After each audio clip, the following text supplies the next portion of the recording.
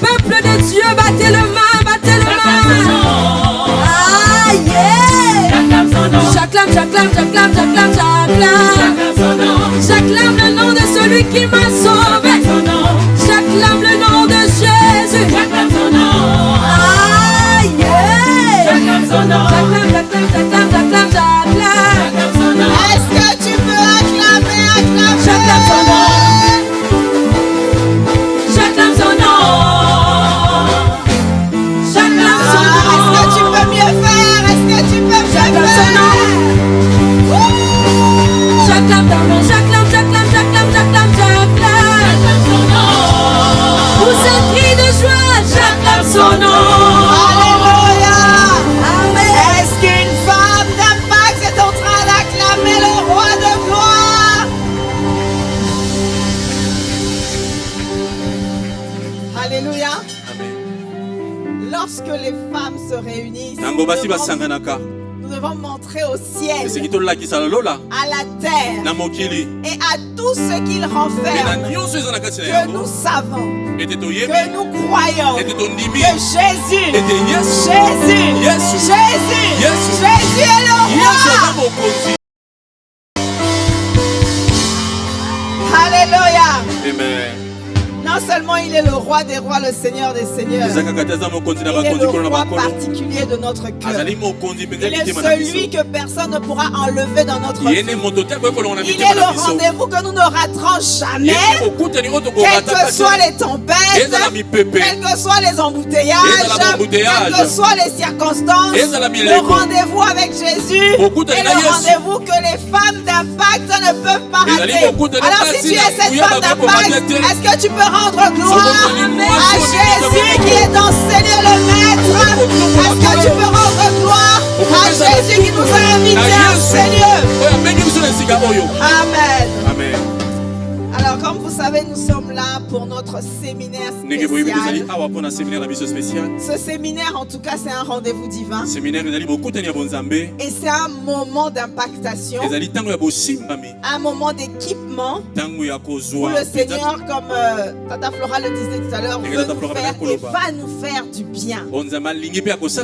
Dieu ne donne jamais ce genre de rendez-vous en vain. Alors j'aimerais qu'en tant que femme d'impact que nous sommes, que nous puissions venir ici dans l'expectative de ce que le Seigneur va faire. Parce que assurément, en ces lieux, comme Dieu nous l'a promis, il y aura des changements, des transformations divines. Nous entendrons des témoignages de ces moments. Au sortir de ces moments, personne, je dis bien personne, ne sera comme il était avant. Amen. Amen. Alors pour aujourd'hui, j'ai l'honneur, la joie, le privilège d'introduire le premier orateur de notre séminaire. Alors dès que j'ai appris à le connaître, quelqu'un a déjà compris, c'est ça? C'est l'esprit qui te l'a révélé. Dès que j'ai appris à le connaître, trois choses m'ont marqué: son cœur, son respect pour le prochain et sa passion pour Dieu. C'est quelqu'un qui aime profondément le Seigneur. Et ces choses au cours des années n'ont fait que se bonifier. Il a un cœur d'adorateur, un cœur de serviteur, un homme qui aime servir et qui aime vraiment voir les hommes et les femmes autour, que Dieu emmène autour de lui, puissent grandir. Et s'il est là aujourd'hui, c'est parce qu'il croit particulièrement au ministère de la femme. Alors les femmes d'impact que nous sommes, est-ce que nous pouvons ensemble accueillir ici avec innovation pour le Seigneur, le pasteur Gislain Yamatantou?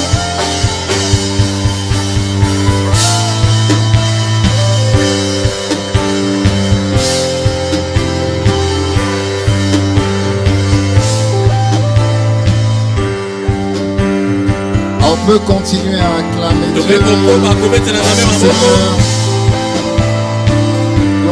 à Jésus.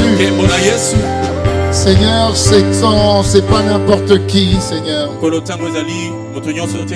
Tu n'es pas n'importe qui, nous ne sommes pas n'importe qui. Nous ne considérons jamais comme un acquis le fait de nous tenir dans ta présence, le fait de venir auprès de toi, d'écouter ta voix, tes orientations, ta direction. Parce que la finalité, c'est que nous soyons semblables à toi. Tel tu es, tel nous devons être sur cette terre. Et merci pour ce séminaire, cette rencontre, cette connexion des femmes avec toi en particulier.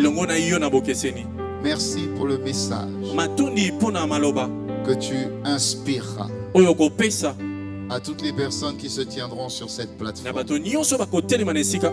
Merci pour toutes les semences qui seront déposées sur nos cœurs et qui produiront un résultat digne de la repentance. Accorde-nous la grâce de nous aligner sur ta parfaite volonté. Accorde-nous la grâce de saisir les saisons, le temps, le moment. Accorde-nous la grâce de marcher au son de ta voix, d'obéir à ta voix. Tu ne cherches pas des personnes parfaites, tu cherches des personnes sincères. Tu cherches des cœurs sincères.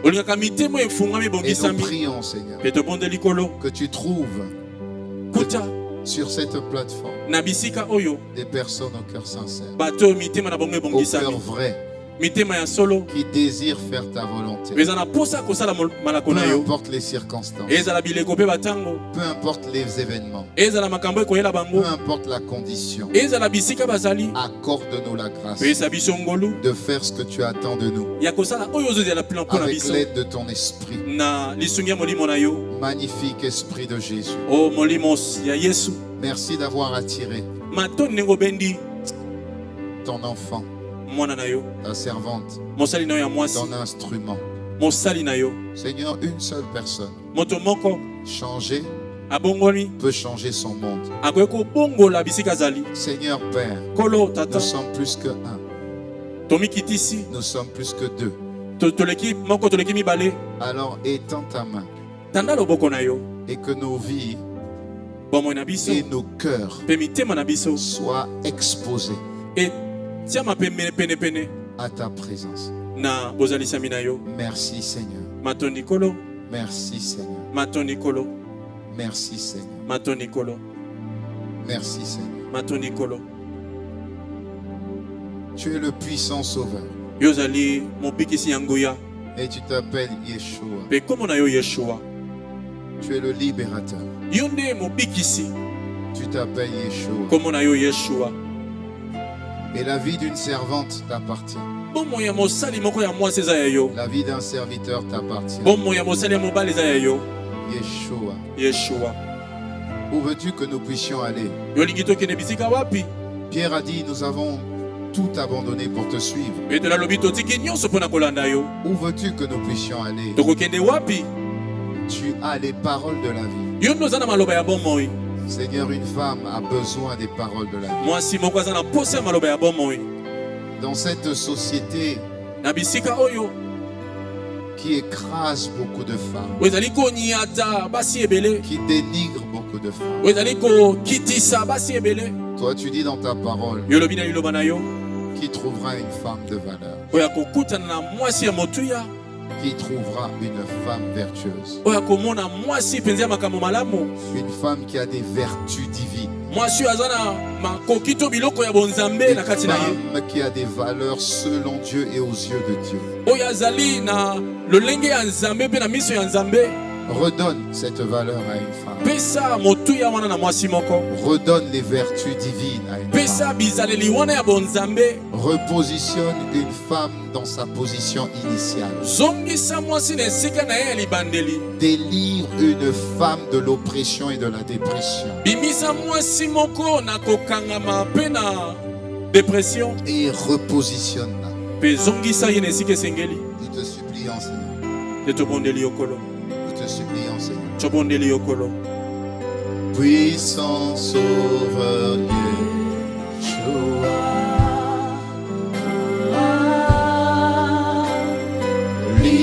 libérateur Yeshua, ma vie t'appartient.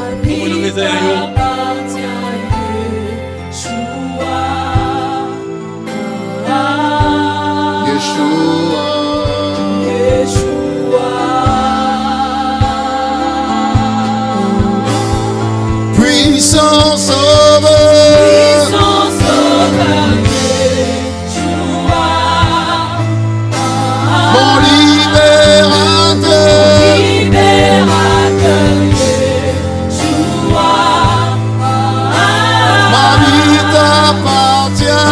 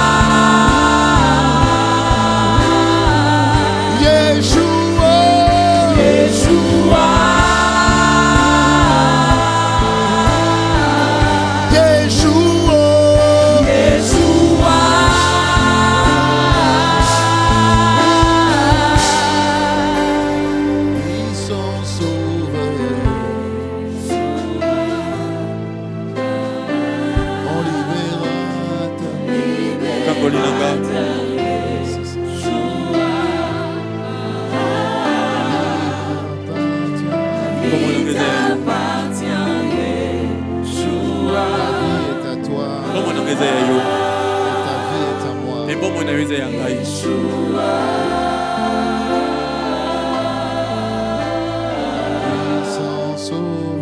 Puissant Sauveur, Yeshua. Libérateur, Yeshua. Ma vie t'appartient, Yeshua.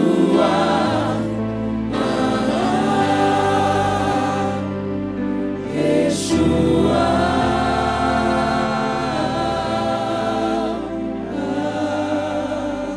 Seigneur Père, dans le nom de Jésus, mets ton sceau sur tout ce qui va être dit, tout ce que nous allons recevoir. Emmène-nous à comprendre et à saisir ce que tu attends de chaque servante, de chaque serviteur. Emmène-nous à nous voir comme toi tu nous vois. Emmène-nous à considérer ce que toi tu considères. Emmène-nous à réaliser ce que toi tu réalises. Merci Seigneur. Merci Seigneur. Pour cette première soirée, saisis-nous, remplis-nous et conduis-nous. Nous nous attendons à toi à tout niveau, Seigneur. La connaissance des livres, la révélation de ta parole libère. Alors délivre quelqu'un, libère quelqu'un. Merci Seigneur. Merci Seigneur. Merci Seigneur. Merci Seigneur. Merci Seigneur. Merci Seigneur. Merci Seigneur. Merci Seigneur. Merci Seigneur. Merci Seigneur. Merci d'être là. Merci d'être présent. Merci Seigneur. Merci Seigneur. Avec action de grâce. Au nom de Jésus, est-ce qu'on peut faire monter une véritable acclamation? Alléluia. Est-ce qu'on veut donner gloire à Jésus? Est-ce qu'on peut donner gloire à Jésus? Est-ce qu'on peut donner gloire à Jésus? Est-ce qu'on peut donner gloire à Jésus? Merci Seigneur. Merci Seigneur. Avec action de grâce, au nom de Jésus, qu'une servante me donne un bon amen. Qu'un serviteur me donne un bon amen. Que l'église de Dieu me donne un bon amen. Que les enfants de Dieu me donnent un bon amen. Que le peuple de Dieu me donne un bon amen. Que tous ceux qui sont présents me donnent un bon amen. Amen, amen. Amen, amen. Amen, amen. Amen, amen.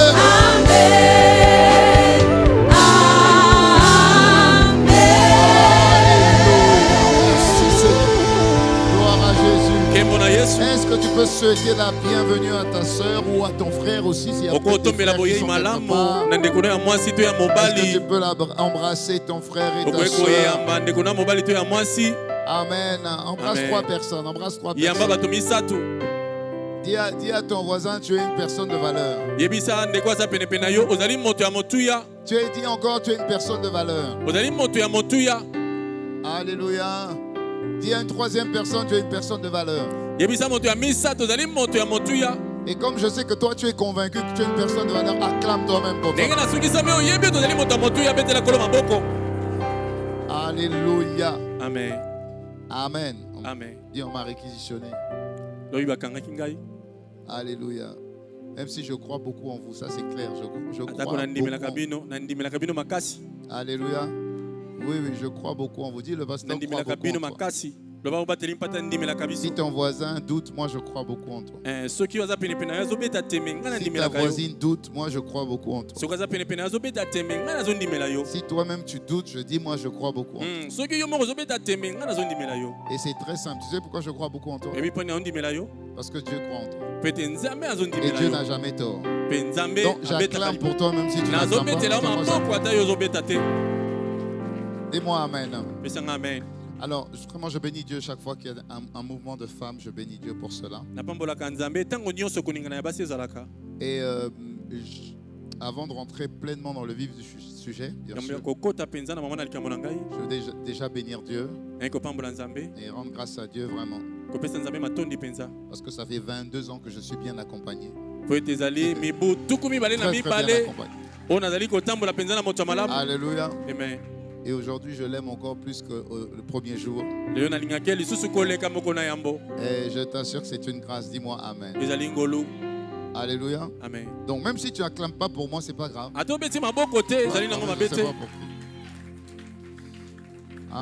Franchement, je n'ai pas l'habitude de le dire.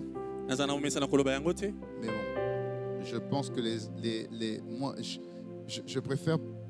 Les fruits parlent mieux que le bruit, je dis souvent. Dis-moi Amen. Et la Bible dit que celui qui a trouvé une femme, c'est quoi? Trouve le bonheur. Amen. Et je suis quelqu'un de très heureux. Oui, je suis quelqu'un de très heureux. On est ensemble depuis 22 ans, mais on se connaît depuis 25 ans. La Bible dit qui peut trouver une femme vertueuse. Dans Proverbe 31, verset 10. Elle a bien plus de valeur que les perles. Et regardez bien ce qui vient au verset 11. Tout de suite ce qui vient au verset 11. Il dit... Ok, qui peut trouver une femme de valeur? Elle a bien plus de valeur que les perles. Vertueuse plutôt, elle a bien plus de valeur que les perles. Et regardez verset 11. Verset 11. Ça rame.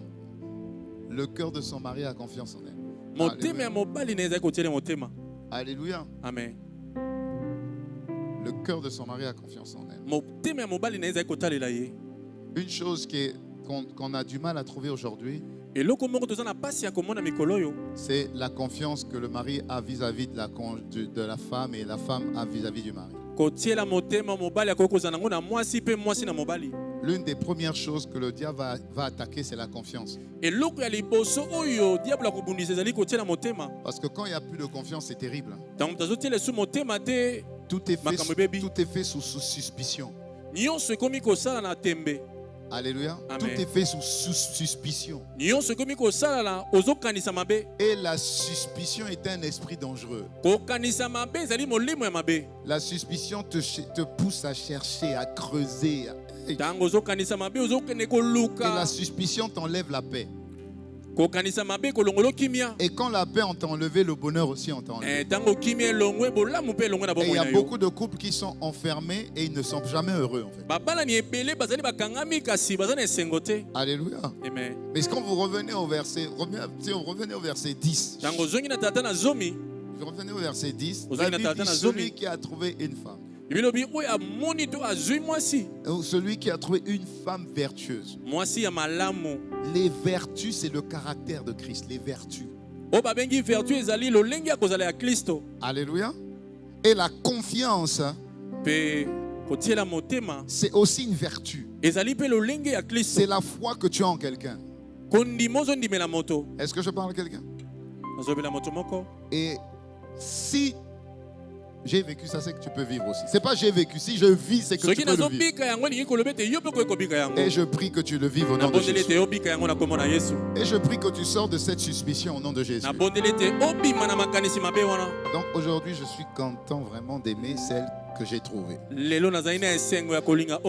En fait, c'est le Saint-Esprit qui m'a emmené là-bas. Amen. Donc acclamez le Seigneur pour moi et pour Pasteur Rosie.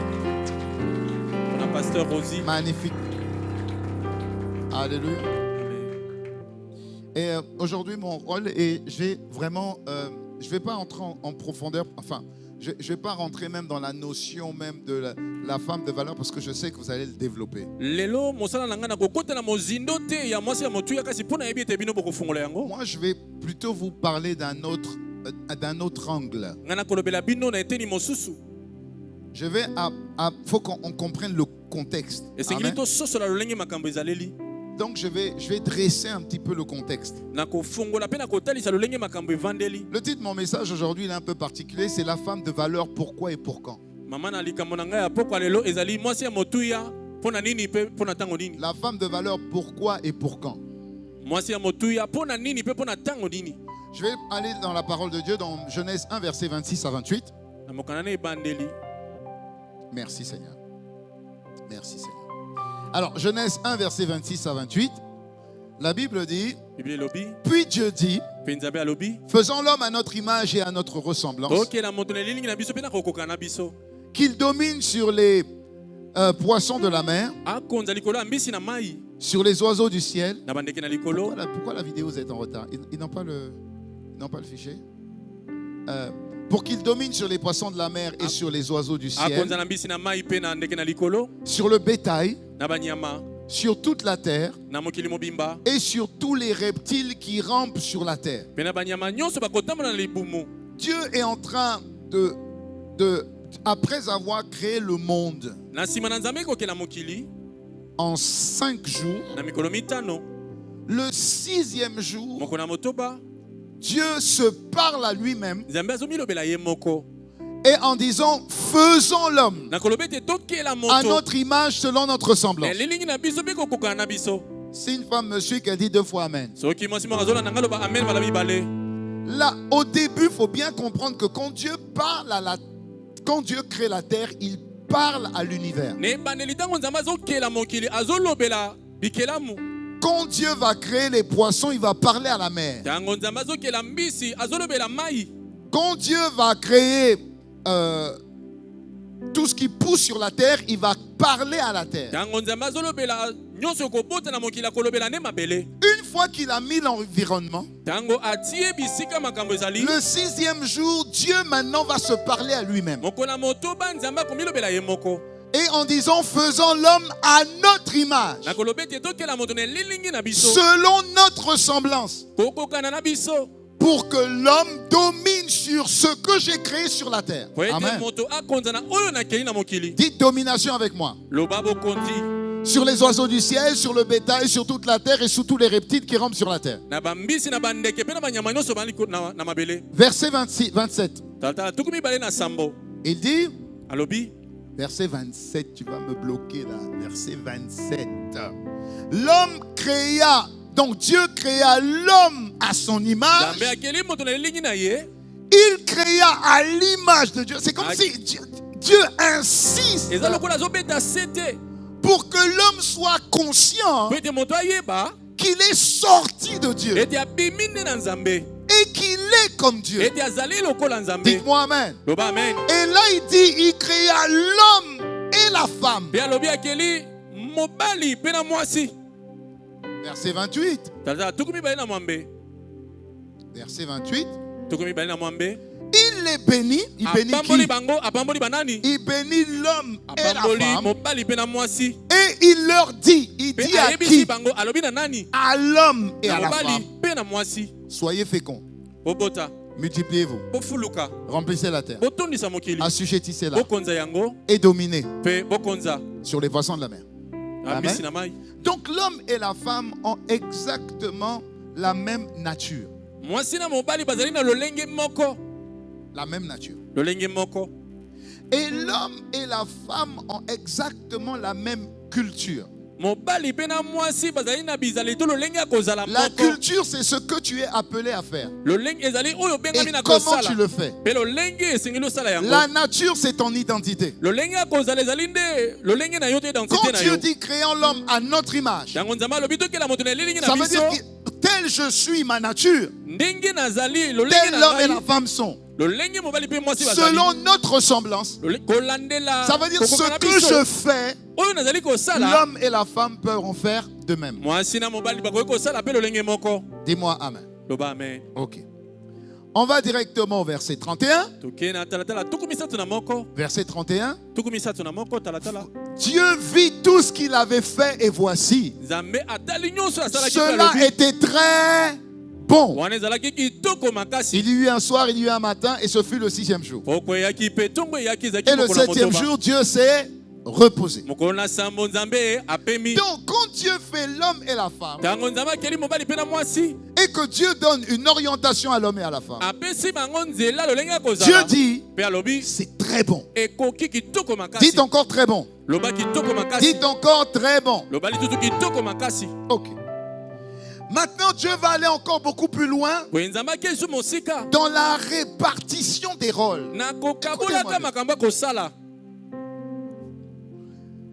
L'homme et la femme sont égaux de par leur nature. Maintenant, dans leur responsabilité et dans leur rôle, ils ont des rôles distincts. De la même manière qu'il y a Dieu le Père, Dieu le Fils et Dieu le Saint-Esprit. Les trois sont Dieu. Leur nature, c'est Dieu. Dites-moi amen.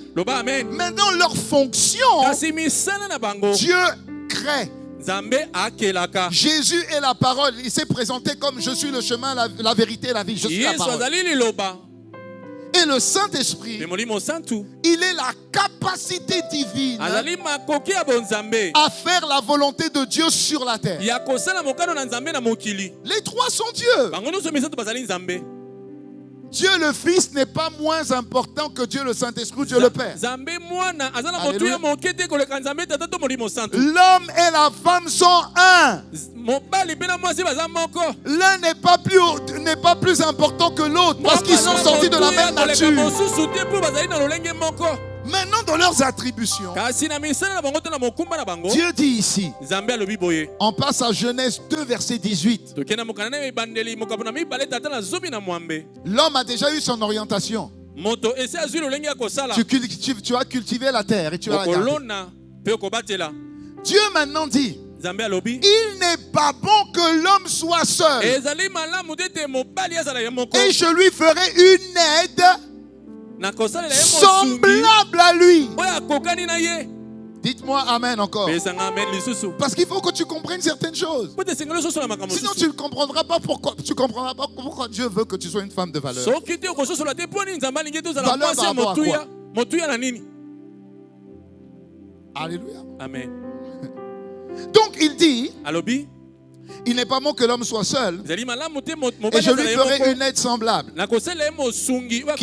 qui soit son vis-à-vis. Alors je vais sortir trois parties de ce verset. La première chose à comprendre, c'est que Dieu dit il n'est pas bon que l'homme soit seul. Et c'est la première fois qu'on entend de la bouche de Dieu qu'il y a quelque chose qui n'est pas bon. Alors que tout ce que Dieu a créé était bon et très bon. Donc quand Dieu crée, il se rend compte qu'il y a quelque chose qui n'a pas complété. Et la première chose, c'est de dire qu'il faut que l'homme ne reste pas seul. Qu'est-ce que ça signifie? Ça signifie que l'homme, le mâle, est un être relationnel. L'épanouissement de l'homme, Pasteur Ghislain, si je peux parler c'est que je ne suis pas fait pour être seul. J'ai besoin d'être en relation. Je ne peux pas accomplir le travail que Dieu m'a accompli seul, m'a donné seul. Même si j'en ai la responsabilité, le travail qui m'a été demandé ne peut pas être parfait tant que je suis seul. Qu'une femme me dise Amen, tu comprendras. Alléluia. Amen. Ça signifie que l'homme, ça veut dire le masculin, a été créé pour être en relation avec son Créateur. Dieu a été créé pour être en relation avec son vis-à-vis, la femme ou les autres. Et a été créé pour être en relation avec la création. Alléluia. Amen. Avec Dieu, avec le vis-à-vis et avec la création. C'est la première chose qu'il faut comprendre. Si l'homme ne peut pas s'épanouir totalement seul, ça signifie que quand Dieu crée l'homme et la femme également ne peut pas s'épanouir et être heureux seul.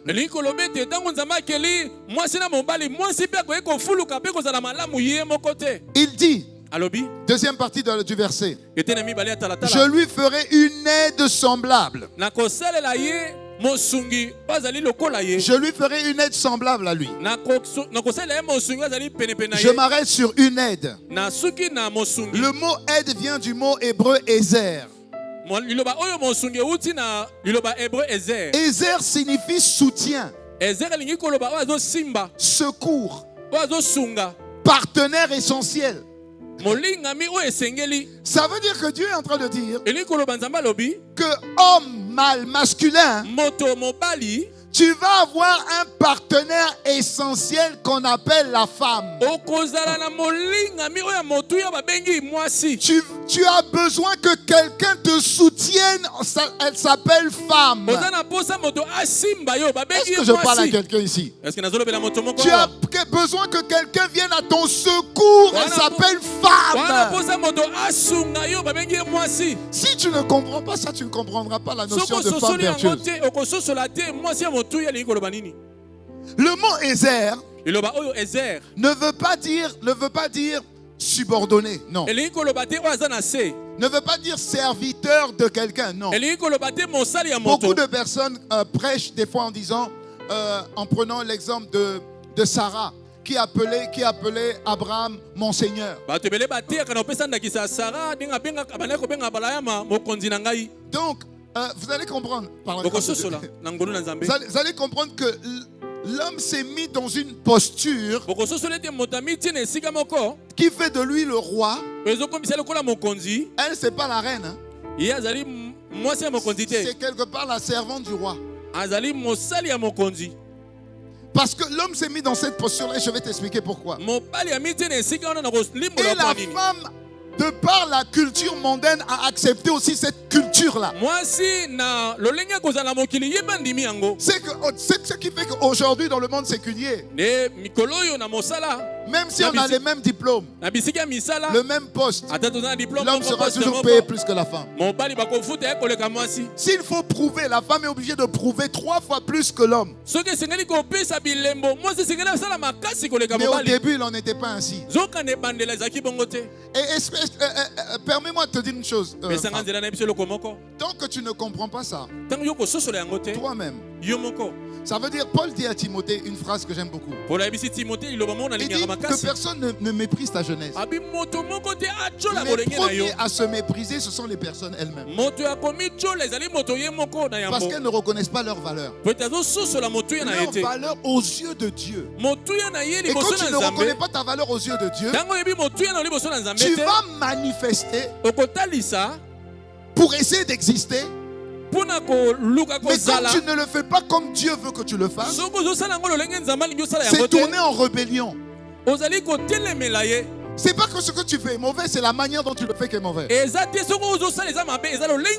dois reconnaître ta valeur aux yeux de celui qui t'a créé. Tu dois te valoriser comme Dieu te valorise. Et celui qui incline les cœurs, même des des rois en ta faveur. Va incliner le cœur des rois en ta faveur. Donne-moi un bon amen. Donne-moi un bon amen. Donc le mot Ezer, qui est aide là, c'est soutien, secours, partenaire essentiel. Ça signifie qu'une femme de valeur se positionne comme un secours pour son homme, comme un soutien pour son homme, comme un partenaire essentiel pour son homme. Ça veut dire que je dois développer les vertus de cette femme-là et donc agir de cette manière vis-à-vis de l'homme.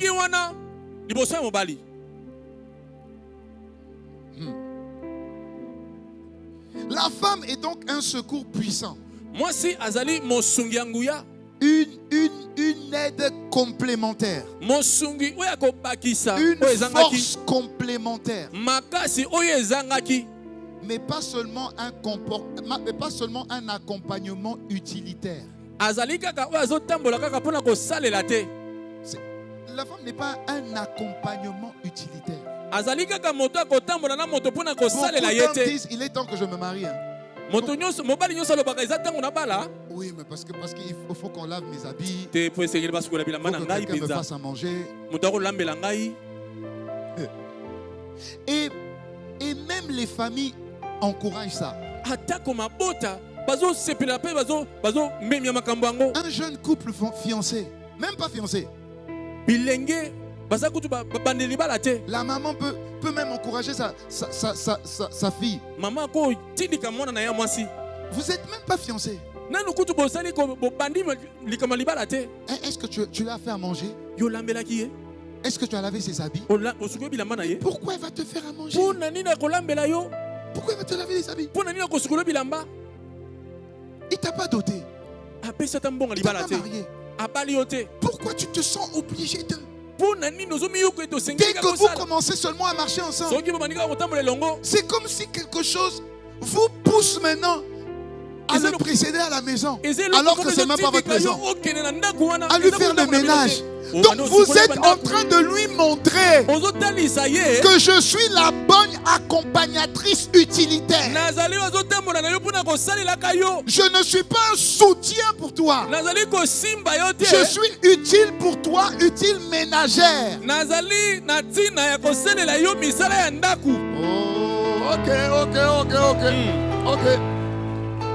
Ok.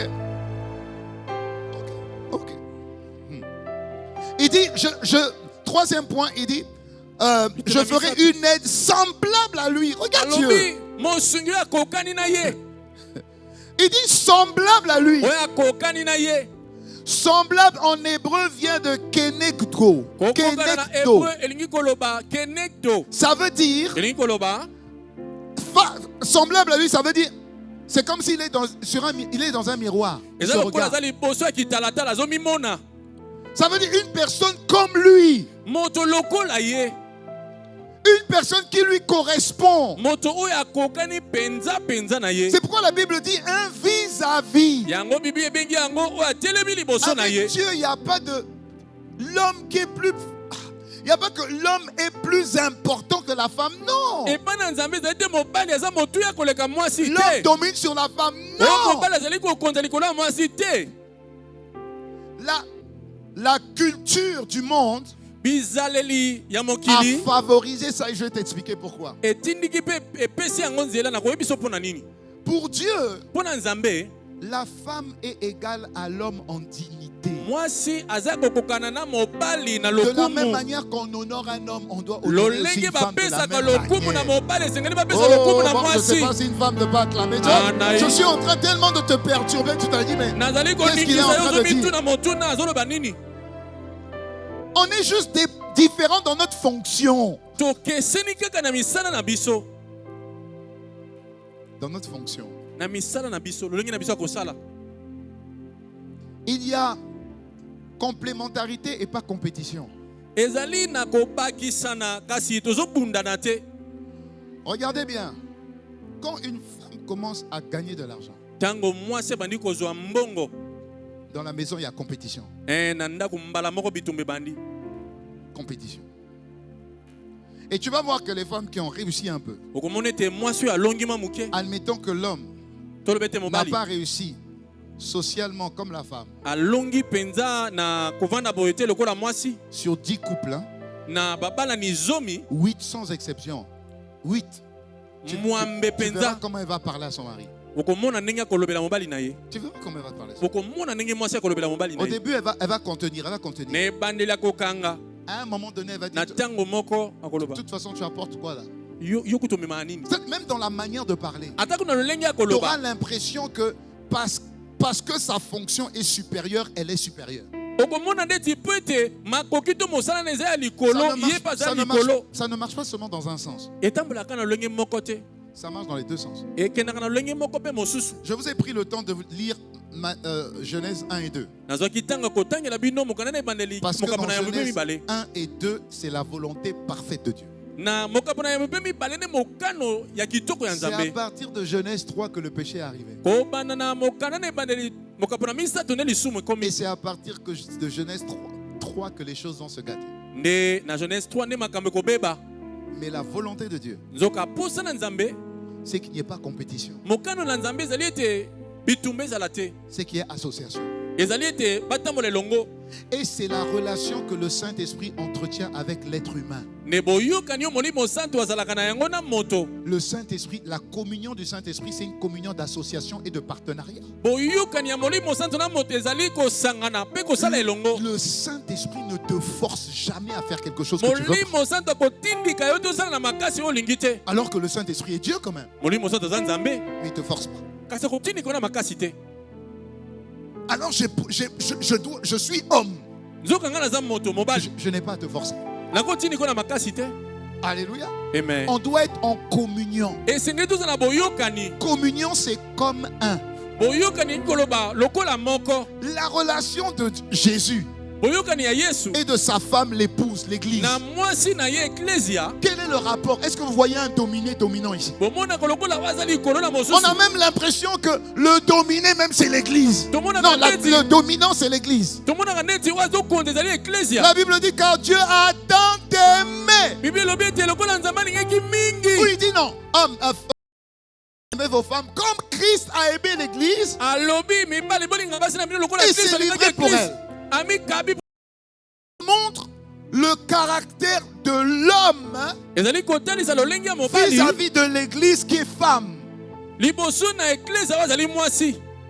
Donc c'est une relation de partenariat, d'entente, d'association, de collaboration. Chacun doit juste savoir quelle est sa fonction vis-à-vis de l'autre. Quel est son rôle vis-à-vis de l'autre. Femme de valeur. Femme vertueuse. La femme de valeur selon Dieu n'est pas en dessous ni au-dessus. Mais elle est en face. Parce que deux valent mieux qu'un. Alléluia. Amen. Si Dieu a dit qu'il n'est pas bon que l'homme soit seul, ça veut dire que la femme est un don pour l'homme. Alléluia. Amen. La femme est un don pour l'homme. Donc tu as un don. Tu n'es pas un poids, tu es un don. Tu n'es pas un fardeau. Tu es un don. Qu'une femme dise 2 fois Amen, je reprends. Alléluia. Amen. Maintenant, regarde ce qui se passe en Genèse 3. Donc jusqu'à Genèse 2. L'homme et la femme sont parfaitement. Ils ont juste des rôles différents. Maintenant dans Genèse 3.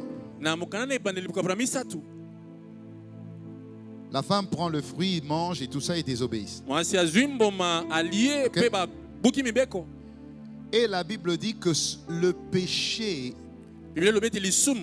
le péché a fait rentrer le règne de Satan sur l'humanité. Alléluia. Amen. Maintenant, regardez ce que, puisqu'on parle de la femme vertueuse, regardez ce que Dieu dit à la femme. On ne fait pas attention à ce que Dieu dit à l'homme. On n'est pas à ces meilleurs des hommes. Qu'est-ce que Dieu dit à la femme? Il dit, j'augmenterai la souffrance de tes grossesses. Ça veut dire qu'au début, il y avait souffrance, mais ce n'était pas une souffrance comme on a aujourd'hui. Parce qu'il dit, je vais augmenter la souffrance. Ça ne veut pas dire qu'elle n'existait pas.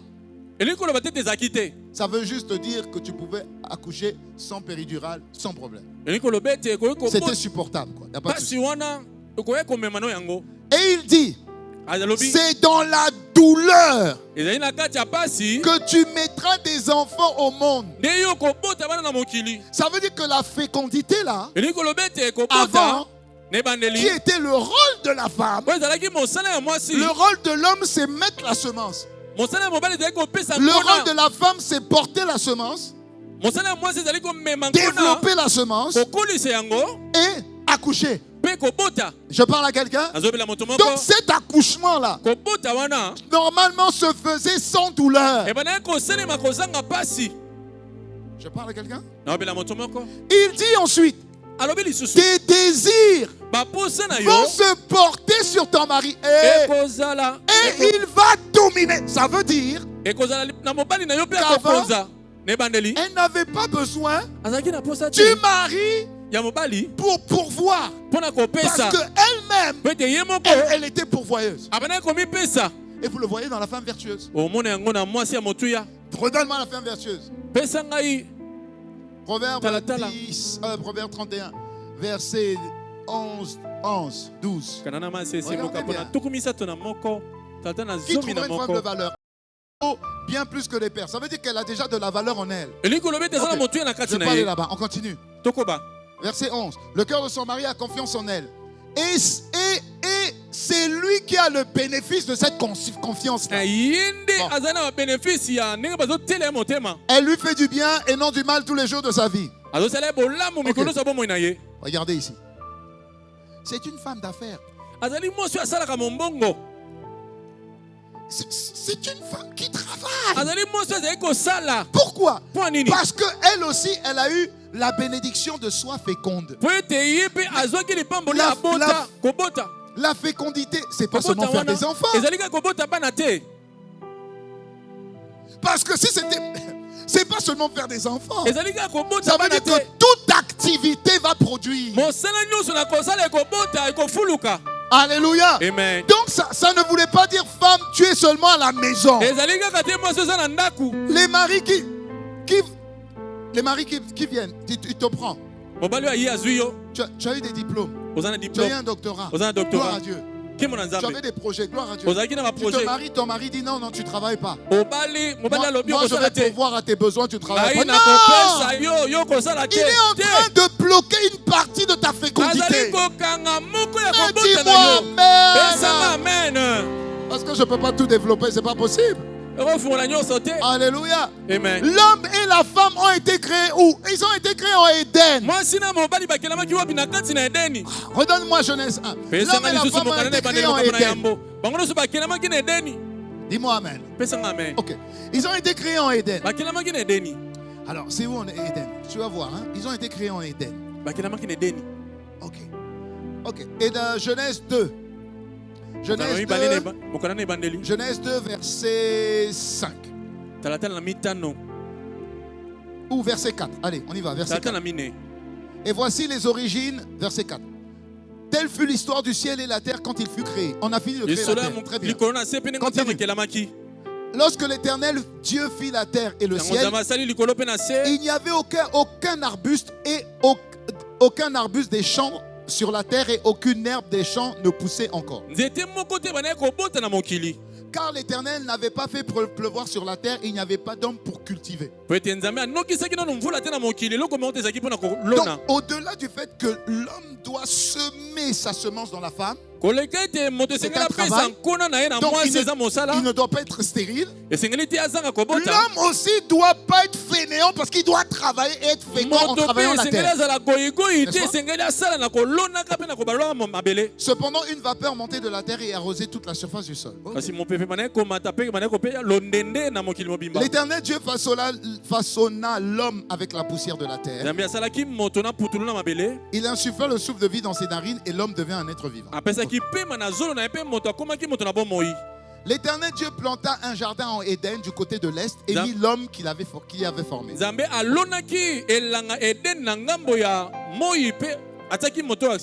L'Éternel fit pousser tous les arbres, toutes sortes d'arbres fruitiers. On continue. Je vais quelque part. Ok. Un fleuve sortait d'Éden pour arroser le jardin. Que signifie le jardin? Le jardin signifie le travail que Dieu a donné à l'homme. L'homme doit cultiver et garder le jardin. Donc, le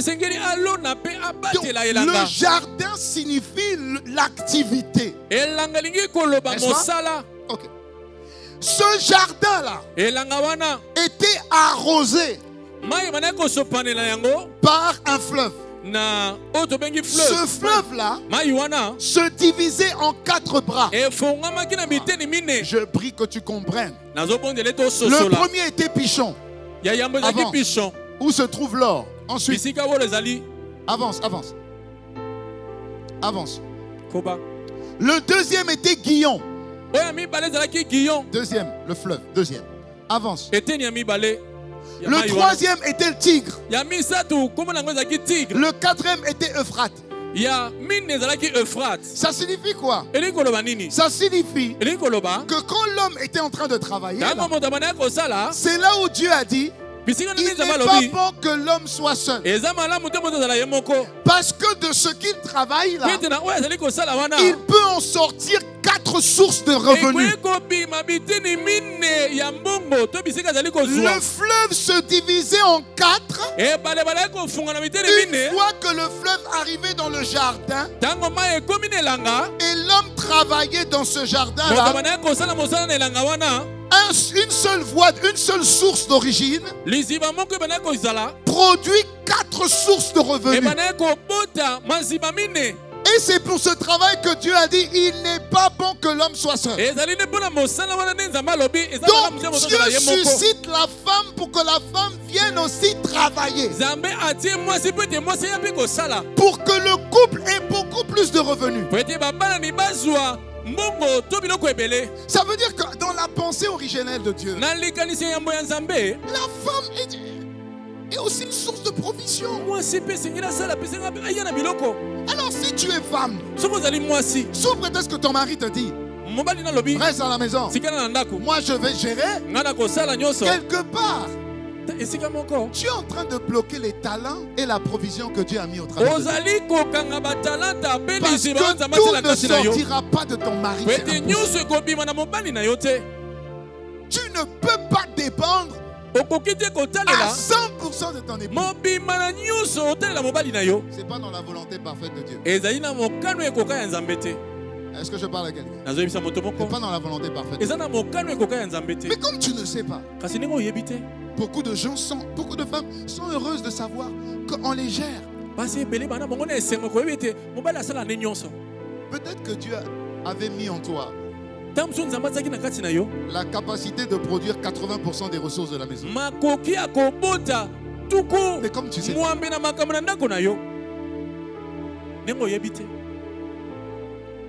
comme tu sais pas, il a dit: tes désirs se porteront vers ton mari, mais il dominera sur toi. C'est là où maintenant c'est rentré. C'est là où dans le monde il y a eu maintenant la culture de la domination. L'homme domine naturellement. Est-ce que tu comprends? Quand tu viens dans le Nouveau Testament, on trouve Jésus, on amène à Jésus une femme qu'on a trouvée en flagrant délit d'adultère. C'est pas ça?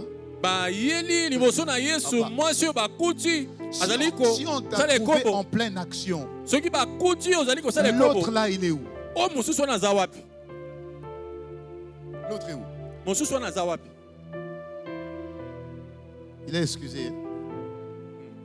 Oh, c'est-à-dire qu'on prend la femme, on t'a eu. Oh, on t'a eu. Et puis on le prend. On laisse l'autre.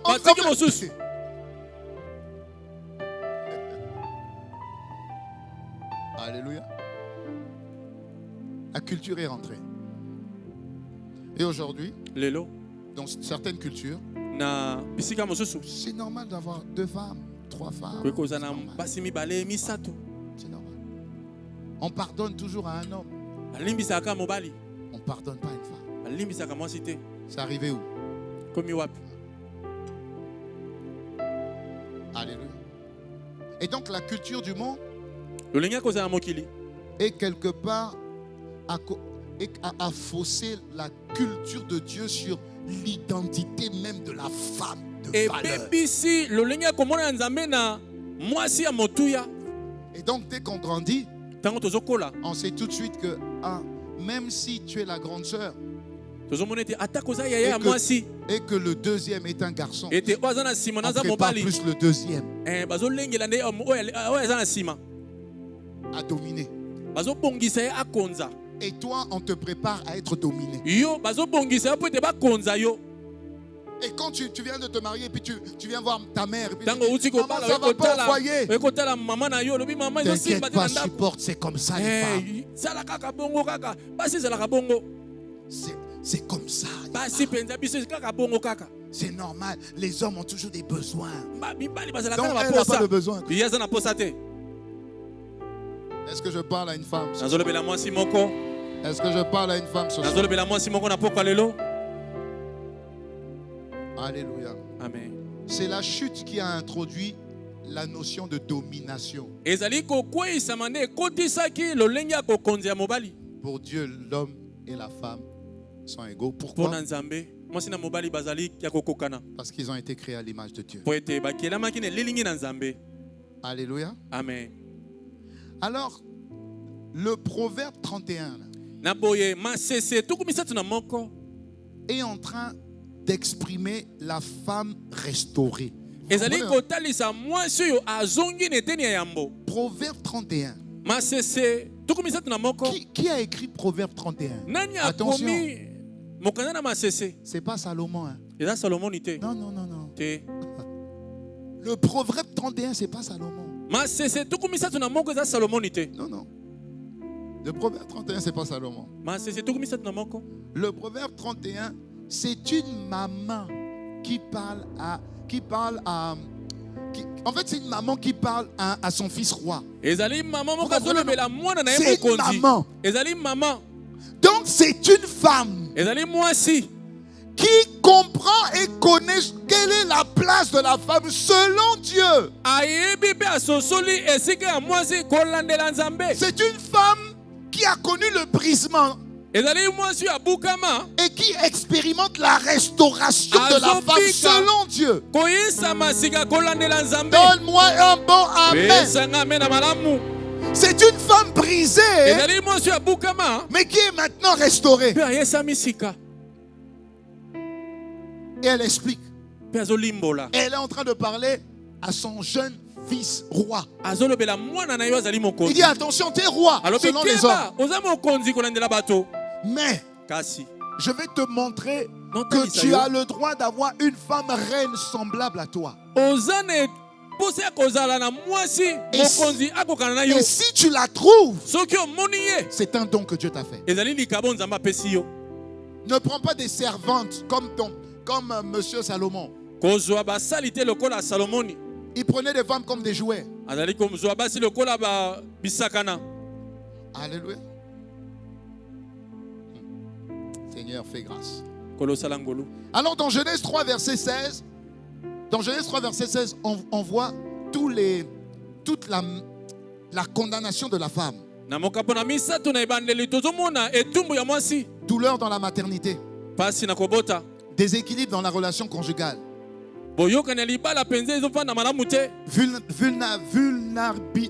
J'aime tout ce bon, t'as compris. Vulnérable, voilà, vulnérable dans la société.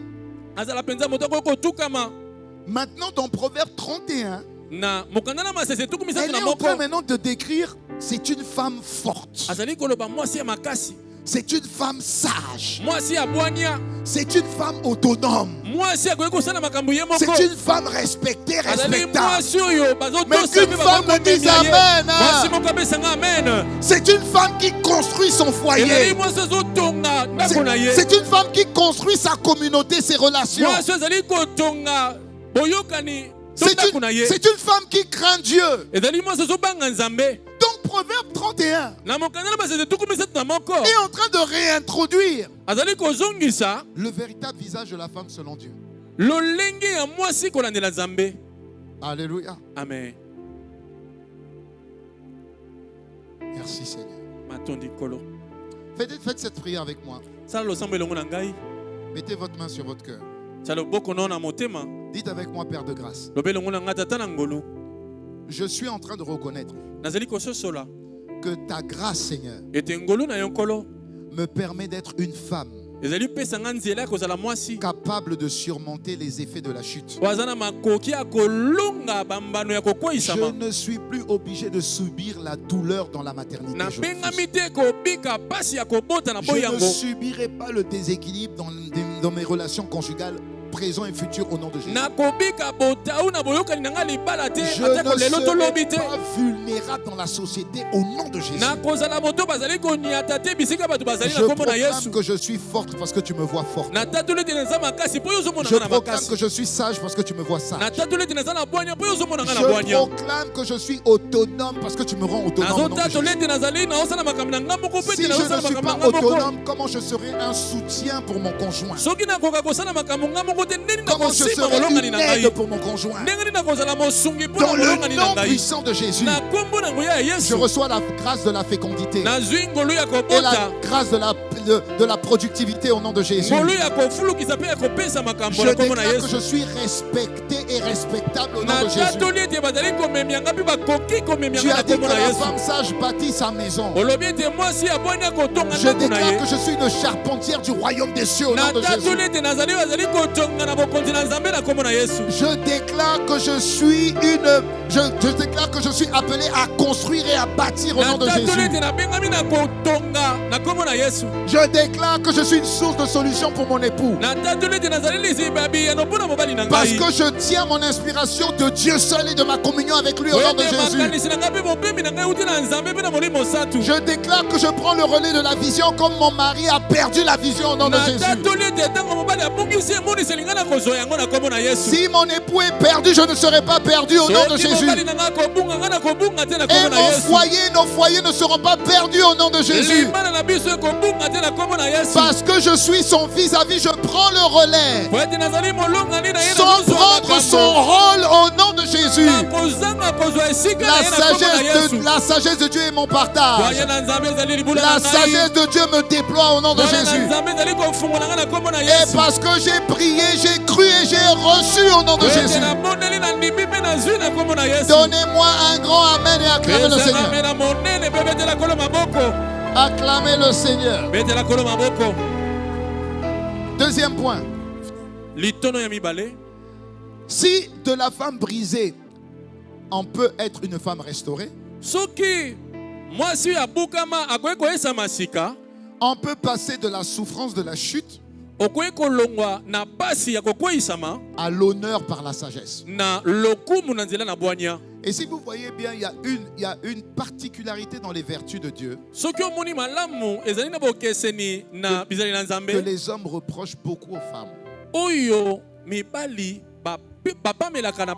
C'est le manque de sagesse dans les paroles.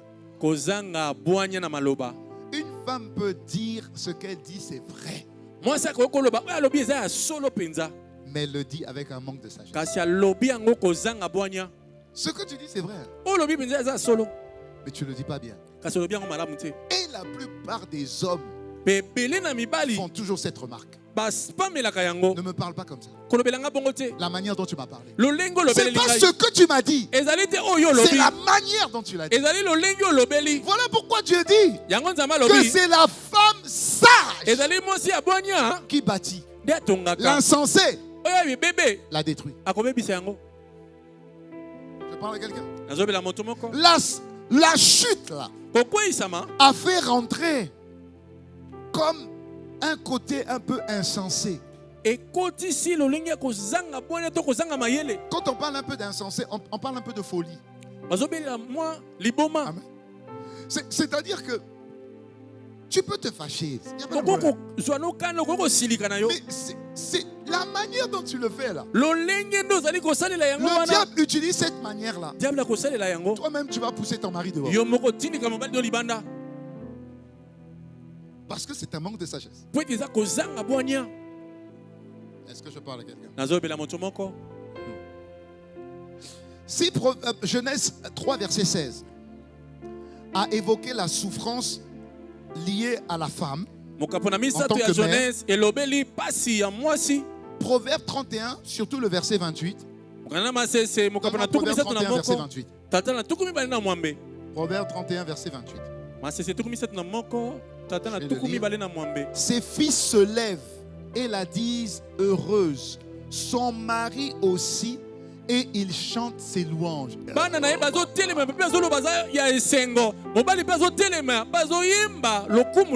Le mari qui chante les louanges de sa femme. Que cette grâce vous soit donnée au nom de Jésus. Je dis que cette grâce vous soit donnée au nom de Jésus. Ça veut dire qu'une femme sage sera toujours célébrée par les siens. Vous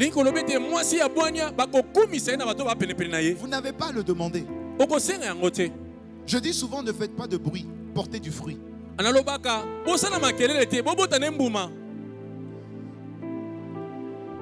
Criez à la maison. C'est-à-dire élever la voix. Élever la voix à la maison. N'emmènera jamais ton mari à te louer. Jamais. Jamais. Parce que quand une femme élève la voix, c'est comme si elle devient hystérique. Oui, comme si elle devient hystérique. C'est comme si tu as l'impression qu'elle va devenir folle. Le diable utilise beaucoup cette technique pour rentrer dans votre cœur. Parce que les femmes sont plus émotionnelles que les hommes.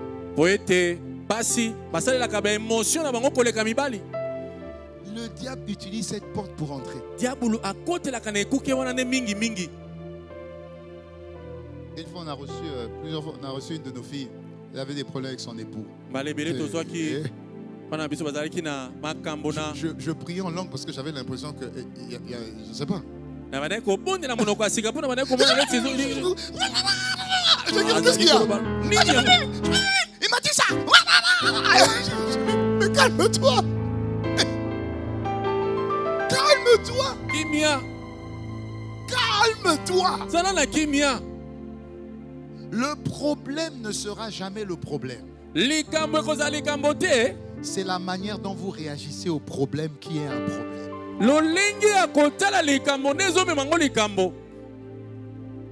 Je vous assure. Il m'a dit ça. J'ai appris ça. Ah. Le diable est très rusé. Alléluia. Amen. Le diable est très rusé. Dieu a fait que les femmes ont comme, on dit ça le sixième sens. Hein? Okay. Vous n'avez pas besoin d'être compétente dans un domaine pour sentir que là, ça va pas. Amen. Les hommes, c'est différent. Donc les hommes jugent sur les faits. Les femmes sur les sentiments. Parce que les femmes sont plus sensibles. Or, la sensibilité n'a pas forcément de fait. Donc le diable va utiliser ça aussi pour vous discréditer. Alléluia. Donc il faut beaucoup prier prier pour la sagesse. Alléluia. Beaucoup prier pour la sagesse. Dites-moi amen. Amen. On se dispute rarement avec ma femme, mais rarement vraiment. Mais l'une des choses que je disais toujours à ma femme, je dis, la manière dont tu dis là. La manière. Parce que les hommes sont sensibles à ça. Les hommes sont sensibles à ça. Ça fait du bien. Quand vous savez, quand on a tort, on sait qu'on a tort. Hein? Mais l'orgueil homme fait que... Bon. J'ai pas besoin de te dire quoi, tu comprends pas ça. Mais on n'a pas besoin de nous rappeler qu'on a tort. Nous aussi on a nos problèmes. Mais aujourd'hui ce n'est pas le séminaire des hommes, c'est le séminaire des femmes. Donc la manière... Non, je parle beaucoup des émotions parce que je suis un homme, donc je peux vous dire comment ça fonctionne. Donc la manière dont vous réagissez, ça va plus nous forcer à faire ce que vous attendez de nous sans que vous le disiez. Voilà. Vous n'avez pas besoin de dire parce que des fois quand vous dites par émotion,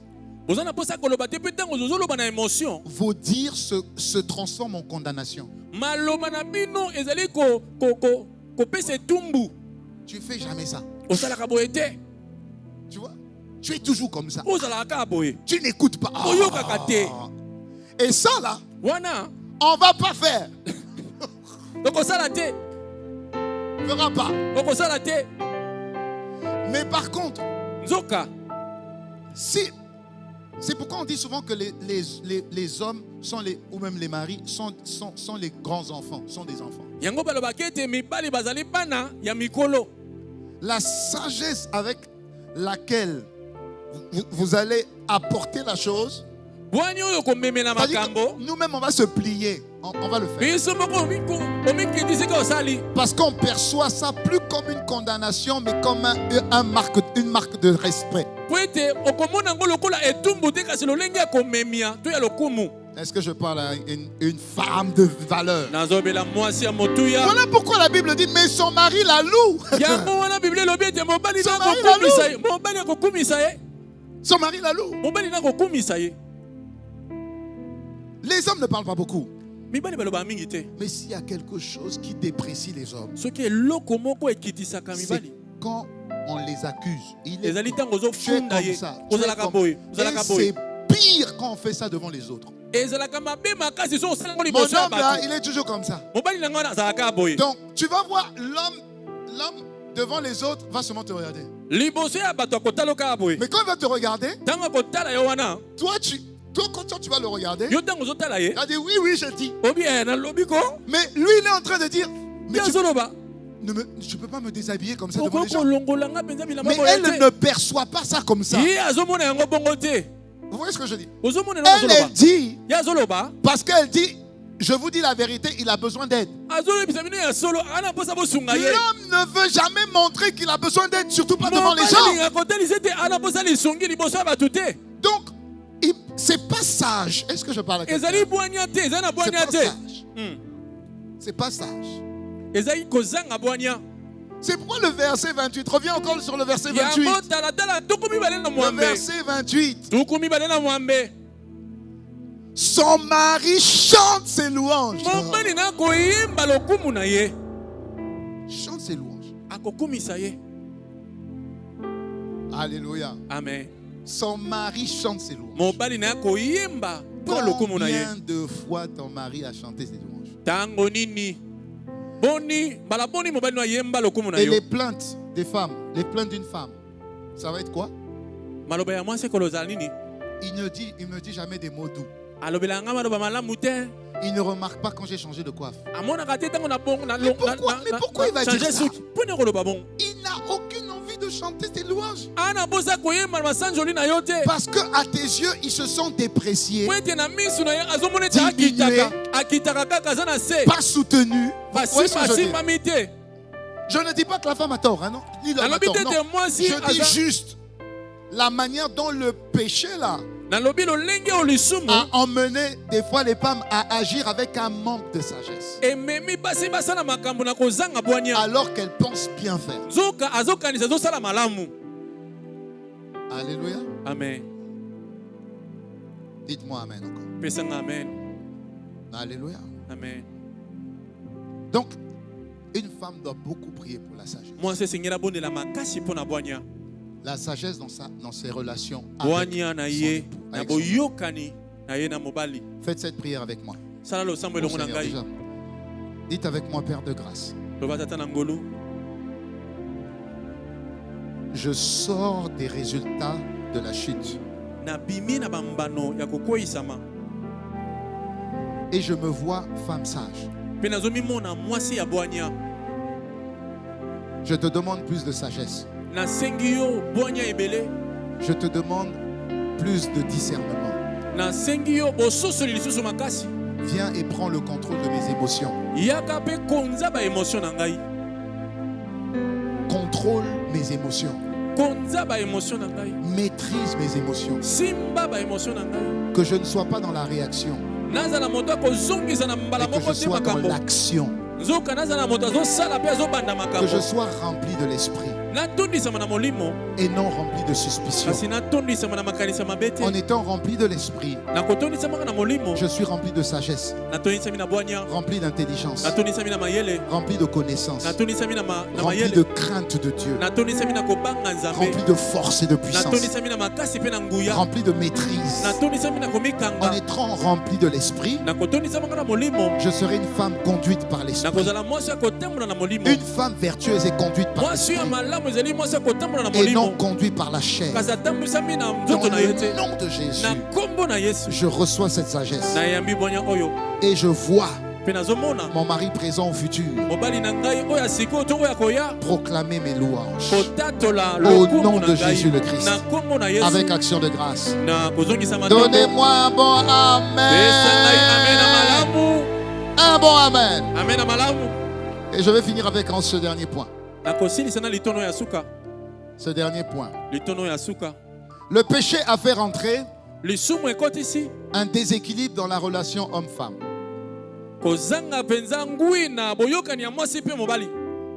Mais selon Proverbe 31, et depuis le sacrifice de Jésus, l'harmonie a été rétablie entre l'homme et la femme. Ça veut dire que l'homme et la femme sont des partenaires. Partenaires pour faire des enfants.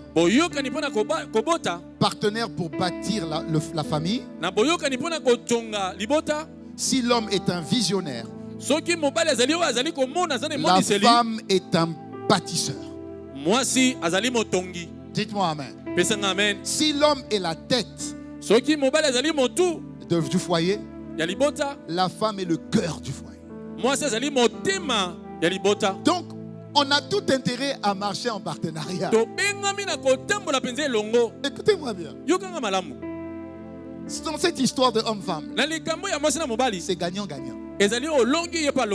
Donc, si tu exposes trop l'un, c'est toi que tu exposes. Si l'autre perd, tu perds aussi. Alléluia. Parce que c'est gagnant-gagnant. Ce n'est pas préserver les bêtises, non. Je dis juste qu'il y a une sagesse pour pouvoir soutenir le voisin, le partenaire. C'est un partenariat. C'est une association. Et dites-moi, c'est possible. Dites encore, c'est possible. Ok. Regardez le verset. Alors on le voit au verset 11 et au verset 28. Où on montre la confiance de l'homme vis-à-vis de sa femme. Et on montre à quel point le mari loue sa femme. Et vous allez voir dans le Proverbe 31 du verset 10 au verset 31. Vous allez voir qu'en réalité, c'est tout l'entourage de la femme qui bénit cette femme-là. Parce que non seulement c'est une bénédiction même pour ses servantes, pour son mari, pour ses enfants, elle travaille. Donc Dieu a doté la femme de plusieurs activités. Et elle est performante dans toutes ses activités. Et on a même l'impression que c'est grâce à la femme que son mari est loué aux portes. Qu'est-ce que ça veut dire? Ça veut dire que Dieu a déposé dans la femme la capacité de transformer l'homme. Voilà. Une femme peut propulser l'homme comme une femme peut détruire un homme. Alléluia. Amen. On dit c'est son mari qui est loué aux portes. À cause d'elle, c'est son mari. Donc, il est mari de quelqu'un. Donc c'est elle là qu'on connaît. Pas lui. Que Dieu vous donne cette grâce. Vous pouvez faire de n'importe quel homme quelqu'un. Vous avez ce pouvoir. Oui, oui. Vous avez tellement ce pouvoir que le diable a dû passer par là. Pourquoi le diable n'a pas attaqué l'homme directement? Il connaissait le pouvoir d'influence.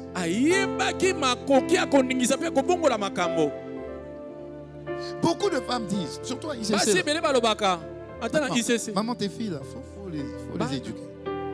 Surtout à ICC. Comme nos sœurs sont exigeantes, c'est bien.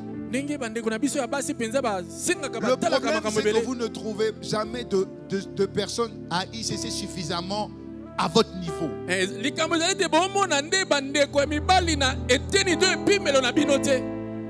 maintenant, vous allez chercher ailleurs. Mais c'est vous qui avez de la valeur. Et donc, vous pouvez donner de la valeur. La Bible dit tout ce qu'elle touche. C'est pas ce qui est écrit. Tout ce qu'elle touche. Alléluia. Tout ce qu'elle touche produit. Le premier impact d'une femme vertueuse, c'est vis-à-vis de son partenaire. La Bible a montré la puissance de Ève.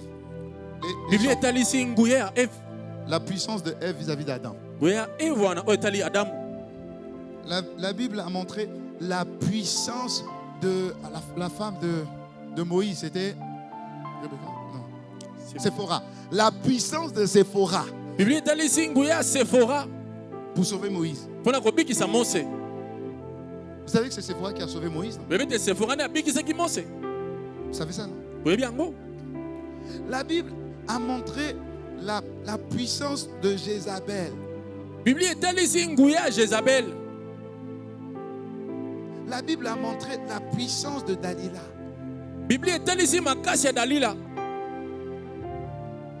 Regardez dans la Bible. Vous allez le découvrir dès demain. Que des femmes vertueuses. Les femmes apparaissent du début à la fin. Dieu même en disant, il dit, quand il parle à la femme, il dit, tu vas te battre avec le diable. Le diable va te mordre le talon, toi tu vas lui écraser la tête.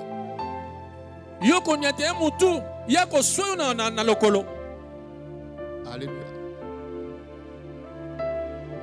Mon but c'était vous mettre dans le contexte.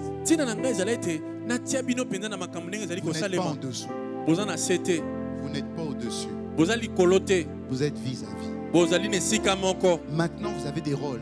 Le Saint-Esprit n'a jamais voulu prendre la place de Jésus, jamais. Voilà pourquoi on ne glorifie pas le Saint-Esprit. Le Saint-Esprit vient glorifier Jésus. Il ne prend pas la gloire. Le Saint-Esprit, il sait que son rôle, c'est de nous donner la capacité de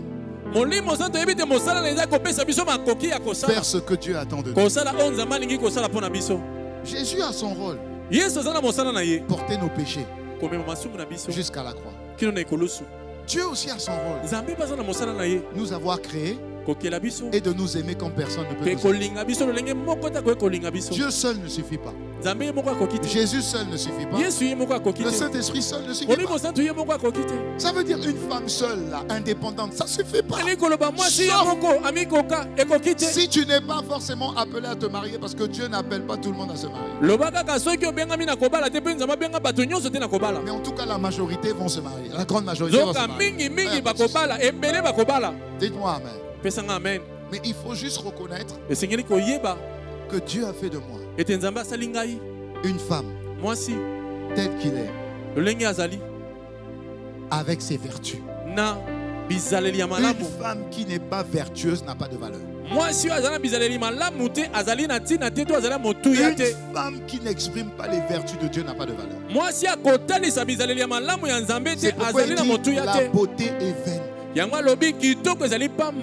La beauté est vaine.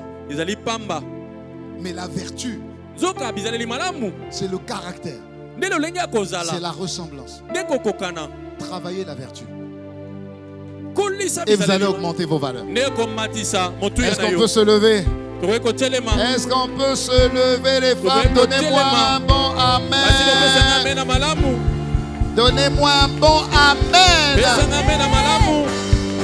On va faire cette prière. Dites avec moi, Père de grâce. Merci. Je prie que les fruits de l'esprit prennent la place des bruits. Je sais que j'ai besoin de m'exprimer, Seigneur. Que mes actes s'expriment mieux que mes mots. Accorde-moi la grâce d'être un partenaire harmonieux, de travailler à l'harmonie de mon conjoint, présent ou futur. Accorde-moi la grâce de développer cette harmonie dans l'atmosphère de la maison. Je sais que j'ai besoin de toi, glorieux Saint-Esprit. Tue les expressions de la chair en moi et libère les expressions de l'esprit au travers de moi. Que durant tout ce séminaire, que tu me montres qui je suis vraiment et que tu me montres comment agir. Je refuse de réagir. Peu importe les circonstances, peu importe les conditions, peu importe les situations, je déclare que je suis tel que Dieu me voit. Et je déclare que j'agis tel que Dieu veut que j'agisse. Femme vertueuse, femme de valeur, c'est ce que je suis. Au nom de Jésus, avec action de grâce. Amen. Amen. Amen. Amen. Amen. Est-ce qu'on peut acclamer le Seigneur?